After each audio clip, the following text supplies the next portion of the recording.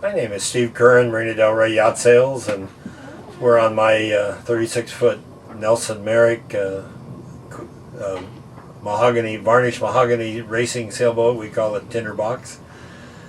And I grew up sailing and started sailing in 3rd grade in Santa Barbara, and I can remember in the old days when people ridiculed fiberglass, and I can remember people saying that if God wanted boats to be made out of fiberglass, he would have planted fiberglass trees. And boy, things have been a lot different the many years since then, and we are to the point now that a lot of people don't trust wood boats. And there's even some boat yards that don't like to haul them out, and the truth is wood boats do take a lot more maintenance. And it's possible to have wood boats need to be replanked and need to be refastened and have sister ribs put in some cases. This is a plywood cold molded boat. It's not plywood, but it's a cold molded boat, it's made over a male frame with multiple layers of wood where it really retains its shape. And it was built in '83. It was a very popular technique to use cold molded boats in that era. This is before a lot of the more exotic materials such as carbon fiber were used in the production process. And it made for a really strong, natural looking boat. We found TINDERBOX on Craigslist. I think we bought it probably January or February. It's a boat that was kind of almost abandoned in the slip in San Diego, Long Beach, even though it was really a well-known boat. And the sister ship actually won the World's Championship, the 1-ton World's Championships in the 80s. It was a very respected boat that had just kind of found hard times.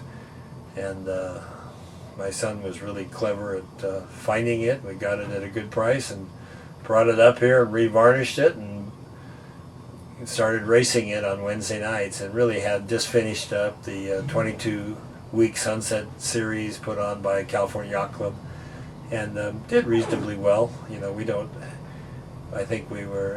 really have our act together yet, and our sales are still on the old side, but we were in the top third of the fleet, and just had a wonderful crew of people that just went out every Wednesday night and had a good time. And that's one of the beauties of sailing in a racing situation is the teamwork that it develops. And we had 7-8 people on the boat every Wednesday night, and all had different skill levels and all sexes and all ages, and would get together afterwards and have a little wine and break a little bread and just enjoyed a fellowship that's always been special. So there's some pictures here on the race course, and the series at the end of the season that's called King of the Hill. The top boats in all the classes are asked to compete in one final race, and they do a reverse start where the slowest boats start first.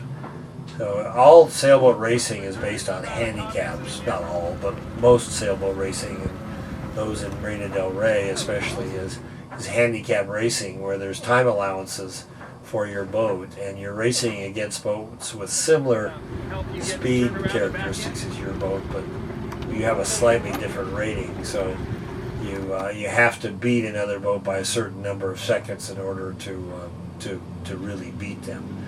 So they use this rating system to work backwards, where in the case of a reverse start like they do on the King of the Hill, the first boat that finishes wins.